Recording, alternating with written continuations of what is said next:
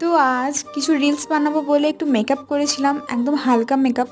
হালকা মেকআপ তোমাদের অনেকেই না লাগতে পারে, কারণ এই মেকআপগুলোকেই অনেকে বলে একদম ভরে ভরে মেকআপ, ময়দা মামুনি এইসব বলে।